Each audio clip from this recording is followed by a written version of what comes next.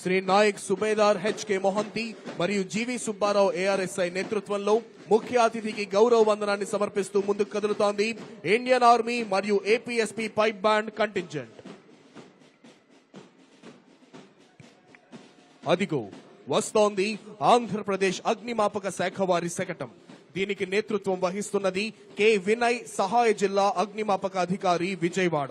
అగ్ని ప్రమాదాలు, ప్రకృతి విపత్తులు మరియు రోడ్డు ప్రమాదాల నుండి ప్రజల ప్రాణ ఆస్తి నష్టాలు నివారించడంలో వీరి పాత్ర గణనీయమైనది.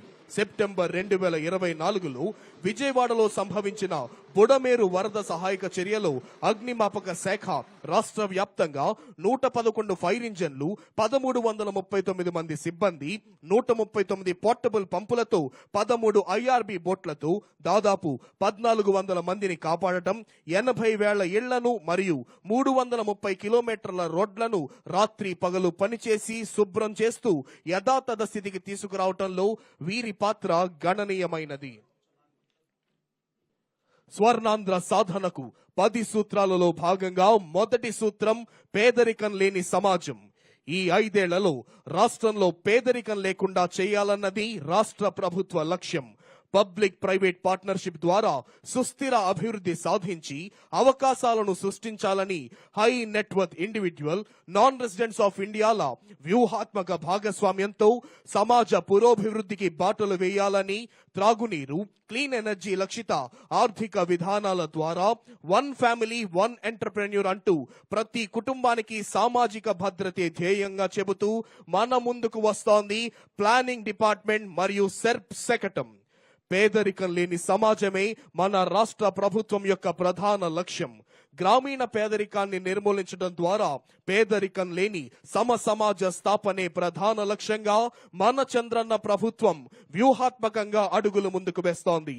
స్వర్ణాంధ్ర 2047 విజన్ డాక్యుమెంట్ లక్ష్యాల సాధనలో భాగంగా గ్రామీణ నిరుపేద కుటుంబాల జీవనోపాధిని మెరుగుపరిచి తద్వారా వారి జీవన ప్రమాణాలు పెంపొందించేందుకు ఒక కుటుంబం ఒక పారిశ్రామికవేత్త అనే నినాదంతో అద్భుతమైన సంక్షేమ పథకాలు అమలు చేయటం జరుగుతోంది.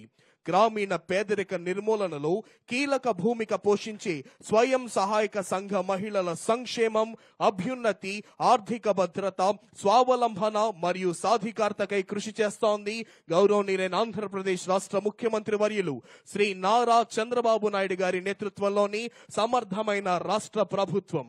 అదిగో ఇప్పుడు మన ముందుకు వస్తోంది గృహ నిర్మాణ శాఖ శకటం. 2029వ సంవత్సరం నాటికి పేదలందరికీ ఇళ్లు.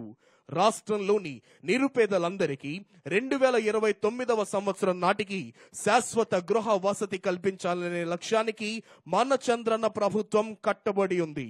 అందుకు తగ్గట్టుగా ఈ కూటమి ప్రభుత్వం అధికారంలోనికి వచ్చినప్పటి నుండి నేటి వరకు 1,00,000 ఇళ్లను పూర్తి చేయటమే కాకుండా ఈ ఏడాది మార్చి నాటికి 1.50 లక్షల ఇళ్లు, 2026 మార్చి నాటికి మరో 6.14 లక్షల ఇళ్లను పూర్తి చేయాలనే లక్ష్యాన్ని పెట్టుకోవడం జరిగింది.